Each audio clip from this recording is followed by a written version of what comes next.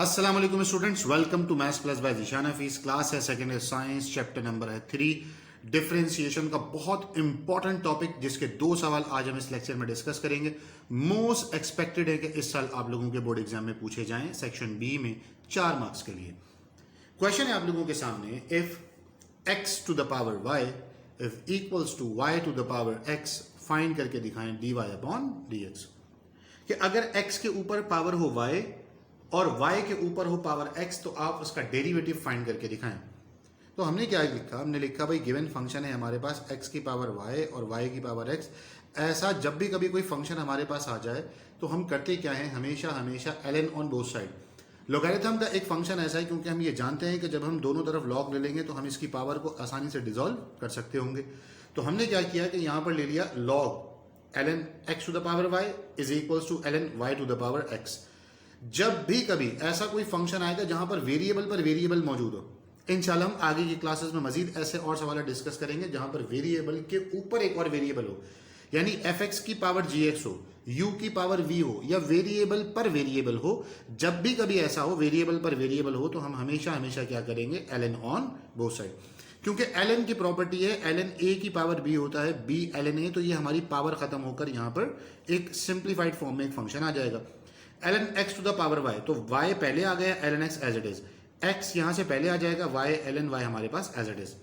अगर हम मजीद इसको आगे देखें तो हमारे पास फिर से जो है वो एक प्रॉपर्टी अप्लाई हो रही है जो कि हम प्रीवियस लेक्चर्स के अंदर पढ़ चुके हैं। अगर किसी स्टूडेंट ने मेरे अभी तक पुराने लेक्चर्स नहीं सुने हैं, जो कि इसी चैनल के ऊपर इसी प्लेटफॉर्म पर एक प्लेलिस्ट है new book second year science के नाम से, वहां पर एक्सरसाइज 3.4 और 3.5 के काफी सारे लेक्चर्स वहां पर अपलोडेड है। वहां पर जाकर देख सकते हैं कि प्रोडक्ट रूल को हम किस तरीके से सॉल्व करते हैं कि अगर दो टर्म्स हमारे पास मल्टीप्लाई हो रही हो और हमें उसका डेरिवेटिव सॉल्व करना हो तो हम उसका डेरिवेटिव किस तरीके से सॉल्व करते हैं, बड़ी आसान तरीके से। तो बहरहाल किसी बच्चे ने अगर ये नहीं सुने मेरे लेक्चर्स तो वो यहीं पे इस वीडियो को रोकें, पहले जाकर वो लेक्चर्स सुन लें, उनका कॉन्सेप्ट अच्छा हो जाएगा तो मामला आसान हो जाएगा। और अगर किसी बच्चे ने सुन लिए हैं या अपनी कहीं पर भी जिस भी टीचर से वो पढ़ते हैं, जहां पर भी पढ़ते हैं, मुझसे फिजिकल क्लासेस में पढ़ रहे हैं, किसी भी कॉलेज कोचिंग सेंटर में पढ़ते हैं, अपने टीचर से पढ़ा हुआ और उनको टॉपिक याद है तो ये बड़ी आसानी से समझ में आने वाला है। हमने क्या किया, जब दो टर्म्स हमारे पास मल्टीप्लाई हो रही होती हैं तो हम एक टर्म को लेते हैं u और दूसरी टर्म को हम क्या ले लेते हैं v। अभी हम लेफ्ट हैंड साइड की बात कर रहे हैं, हमने u को लिया y और v को लिया ln x, दोनों का डेरिवेटिव निकालेंगे। y का डेरिवेटिव होता है dy upon dx, ln x का डेरिवेटिव होता है 1 अपॉन x। ठीक है, यही काम हमने दूसरी साइड पे भी किया। यहां पे भी दो टर्म्स मल्टीप्लाई हो रही हैं, हमने पहली को ले लिया है u, दूसरी को ले लिया है हमने v, और जब हम दोनों का डेरिवेटिव ले लेंगे तो u का x का डेरिवेटिव होता है 1 और ln y का डेरिवेटिव होता है हमारे पास 1 upon y dy upon dx। आप ये सब जानते हैं कि हम डेरिवेटिव लेते हैं विद रिस्पेक्ट टू x, लेकिन जब हम किसी एडिशनल वेरिएबल यानी y का डेरिवेटिव लेते हैं तो हमेशा क्या लगाते हैं बेटा, dy अपॉन dx। और फिर क्या करते हैं, इसको इस क्रॉस डायरेक्शन के अंदर सॉल्व करते हैं। हमेशा हमेशा पहले ये टर्म्स लिखी जाती हैं v डेरिवेटिव ऑफ u, फिर ये वाली टर्म्स लिखी जाती हैं और बीच में क्या लग जाता है प्लस, फिर से ये वाली दो टर्म्स लिखी जाएंगी, फिर ये दो टर्म्स लिखी जाएंगी और बीच में क्या लग जाएगा बेटा, प्लस। तो हम लिखेंगे v डेरिवेटिव ऑफ u, ठीक है, हमने लिखा ln x, फिर उसके साथ लिखा dy अपॉन dx, फिर हमने लिखा प्लस y और उसके साथ लिखा 1 upon x is equal to, हमने लिखा ln y उसके साथ लिखा 1, फिर हमने लिखा x और उसके साथ लिखा 1 upon y dy upon dx। और फिर इनमें से गौर से अगर देखेंगे तो दोनों टर्म्स के अंदर यानी दोनों साइड के अंदर एक टर्म है जिसमें dy अपॉन dx है, एक टर्म है जिसमें dy अपॉन dx मौजूद नहीं है। तो दो में dy अपॉन dx है, दो में dy अपॉन dx नहीं है। जिनमें dy अपॉन dx है उनको एक तरफ, जिनमें dy अपॉन dx नहीं है उनको दूसरी तरफ लेकर आ गए। तो हमारे पास ये कंडीशन बन गई कुछ ऐसी कि ln x dy upon dx, ये प्लस का x अपॉन y, वहां पर जाकर क्या हो गया माइनस का x अपॉन y, और इन दोनों में से हमने अगले स्टेप में dy अपॉन dx को क्या किया है, कॉमन ले लिया। ठीक है, फिर ये ln y पहले से मौजूद था, ये वाला y अपॉन x जब वहां चला गया तो ये वहां जाकर हो गया माइनस का y अपॉन x। हमने इसका भी एलसीएम लेना है, हमने अगली टर्म का भी क्या करना है, एलसीएम ले लेना है। जब इसका एलसीएम लेंगे तो ये y जाकर इससे मल्टीप्लाई होकर क्या हो जाएगा, y ln x minus x upon y, और जब हम इसका डेरिवेटिव लेंगे तो ये x जाकर इस ln y से मल्टीप्लाई होगा, ये हो जाएगा x ln y minus y upon x।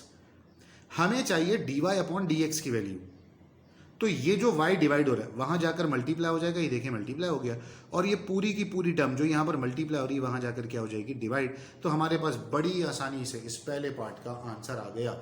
दिखने में सवाल जितना भयानक, जितना अजीब सा, जितना कॉम्प्लिकेटेड लगता है उतना मुश्किल नहीं है। बे इंतहा आसान टॉपिक है। अगर ये 4 नंबर का आ गया ना पेपर में तो आप लोगों का बोनस है। आपने करना क्या है वो जरा गौर से देखें। सबसे पहले आपने लेना है ln ऑन बोथ साइड।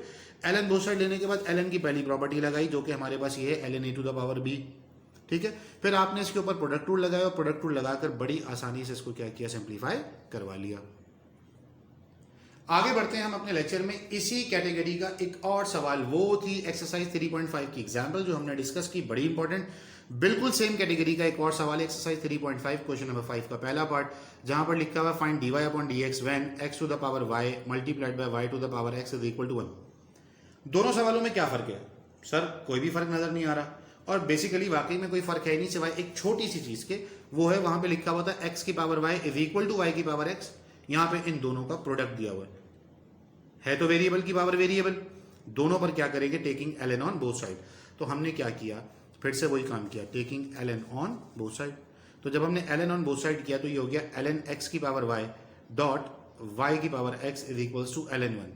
मैंने यहां पर, आप गौर से देखेंगे, तमाम की तमाम चीजों के रेफरेंसेस लिखे हुए। जब ln के साथ दो वैल्यूज मल्टीप्लाई होती हैं तो हम उनको एडिशन फॉर्म में लिखते हैं। ये लॉग की प्रॉपर्टी है। ln a b बराबर होता है ln a plus ln b के। ये जो ln 1 है ये होता है 0, ठीक है बेटा। तो सबसे पहले इस पूरी टर्म को बोलेंगे a, बराबर में ये जो टर्म है इसको बोलेंगे b। तो ये हो गया log a plus log b, और ln 1 की जगह पर हमने क्या लिख दिया, 0। और फिर से वही पुराना काम जो आपने इसी वीडियो में थोड़ी देर पहले देखा कि ln a की पावर b क्या होता है, b ln a। तो जो पावर है उसे पीछे लिखा, जो पावर है उसे पीछे लिखा। अब ये वैसी की वैसी दो टर्म्स बन गई जैसे कि हमने पहले डिसॉल्व की थी। तो फिर से हमने दोनों को एक एक करके सॉल्व करना है। हमने पहले को लिया है u, दूसरे को लिया है v, और दोनों का डेरिवेटिव निकाल लिया। फिर हमने इसमें पहले को लिया u, दूसरे को लिया v, और यहाँ पर भी दोनों का डेरिवेटिव हमने फाइंड आउट कर लिया। ये मैं आपको दिखाऊंगा, जरा गौर से देखिएगा कि दोनों के दोनों का हमने डेरिवेटिव क्या किया, फाइंड आउट कर लिया। एक को लिया u, ये रहा, v ये रहा, इसका डेरिवेटिव, इसका डेरिवेटिव, u ये रहा, v ये रहा, इसका डेरिवेटिव 1, इसका derivative 1 upon y dy upon dx। Derivative भी चेंज नहीं हो रहे, बस सवाल में पूछने का अंदाज थोड़ा सा बदल गया। कैटेगरी बिल्कुल वही की वही है जो कि हमने अभी पिछले सवाल में डिस्कस की। सबके सबको उठाया, वही डायरेक्शन को हम फॉलो कर रहे हैं। पहले हम ये डायरेक्शन लिखते हैं, ठीक है, फिर हम ये वाली डायरेक्शन लिखते हैं और बीच में क्या लगा देते हैं, प्लस। फिर हम ये वाली डायरेक्शन लिखेंगे, फिर ये डायरेक्शन लिखेंगे और बीच में क्या लगा देंगे, प्लस। तो हमने सबसे पहले लिखा ln x, उसके साथ लगाया dy अपॉन dx, ये रहा। फिर हमने लिखा y u, और फिर हमने क्या लगाना है, 1 अपॉन x, ये रहा ln x dy upon dx, ये रहा y और ये रहा 1 अपॉन x। फिर हम नीचे वाले पर आ गए, हमने लिखा ln y और 1, इन दोनों को साथ साथ लिखेंगे। ये हो गया ln y और 1, इन दोनों को साथ साथ लिखेंगे, x और 1 upon y dy upon dx, ये रहा। फिर से अगर हम गौर से देखें तो एक ये टर्म और एक ये वाली टर्म, दोनों के अंदर dy अपॉन dx मौजूद है, इनको एक साथ लिखा। ये वाली दो टर्म्स ऐसी हैं जिनमें dy अपॉन dx मौजूद नहीं है, इनको एक साथ लिखा। अब जहन में सवाल ही आता है, सर जब टर्म्स की जगह बदलते हैं तो उनका साइन भी बदलते हैं, या तो आपने साइन ही नहीं बदला। नहीं मेरा बच्चा, जगह बदलने से साइन नहीं बदलता, साइड चेंज करने पर साइन बदल जाते हैं। कि जब लेफ्ट हैंड साइड को राइट हैंड साइड पे ले जाएं या राइट हैंड साइड को लेफ्ट हैंड साइड पे ले जाएं तब हमारा साइन चेंज होता है। आप यहां पर गौर से देखें, राइट हैंड साइड पे 0 था, अब भी 0 है। ये हमने इसी लेफ्ट हैंड साइड के अंदर ही रहते हुए टर्म्स की थोड़ी सी जगह बदल दी है। इन दोनों में से dy अपॉन dx कॉमन आ सकता था, ये हमने dy अपॉन dx को कॉमन लिया तो बच गया ln x plus x upon y, ठीक है। ये दोनों टर्म्स क्योंकि इनमें dy अपॉन dx नहीं है, इन्हें उठाकर हम राइट हैंड साइड पे ले गए। ये पूरी की पूरी टर्म को एज इट इज रखा, दोनों पॉजिटिव थी तो इनके बाहर क्या लगा दिया हमने, माइनस। इसका एलसीएम लेंगे तो ये ऊपर जाकर मल्टीप्लाई हो जाएगा और ये हो जाएगा हमारे पास y ln x plus x upon y। और जब हम ये वाले का डेरिवेटिव लेंगे तो ये हो जाएगा y plus x ln y। तो मैंने लिख लिया x ln y प्लस का y माइनस की जगह पर माइनस अपॉन में x, ये हो गया y ln x plus x upon y। वही काम जो कि हमने पिछले सवाल में भी किया। मेरे प्यारे बच्चों, हमने क्या करना है, इस y को जो यहाँ डिवाइड हो रहा है वहां ले जाकर मल्टीप्लाई करवाना है। ये पूरी की पूरी टर्म जो यहाँ मल्टीप्लाई हो रही है वहां जाकर क्या हो जाएगी, डिवाइड। तो दोनों के दोनों सवाल मैंने आप लोगों को बता दिए। मोस्ट एक्सपेक्टेड क्वेश्चंस हैं इस साल आप लोगों के पेपर में आने के लिए। अगर ये आप लोगों के पेपर में सवाल आता है तो 4 नंबर का आएगा। मेरे मुताबिक अगर ये पेपर में आ गया तो लिटरली एक बोनस है, आप लोगों को बड़े आसान तरीके से 4 नंबर वहां पर मिल सकते हैं। तो इस कैटेगरी के हमारे पास 2 ही सवाल थे, एक में x की power y is equal to y की पावर x, दूसरा x की पावर y की power x is equal to 1। ये दोनों के दोनों मैंने आप लोगों को समझा दिए। होपफुली आप लोगों को यहाँ तक की बात समझ में आई होगी। इंशाल्लाह अगली मजीद वीडियो में इसी के जैसे जो इस साल के लिए बहुत ज़्यादा इंपॉर्टेंट क्वेश्चंस हैं, इंशाल्लाह वो लेकर आपके साथ मौजूद होंगे। टिल देन अपने घर वालों का बहुत ज़्यादा ख्याल रखें, रेगुलर बेसिस पे प्रैक्टिस करते रहें, 2-2 3-3 मरतबा तमाम सवालों को सॉल्व करें। मुझे मेरे घर वालों को अपनी ख़ास दुआ में याद रखें। अल्लाह हाफ़िज़ व नासिर।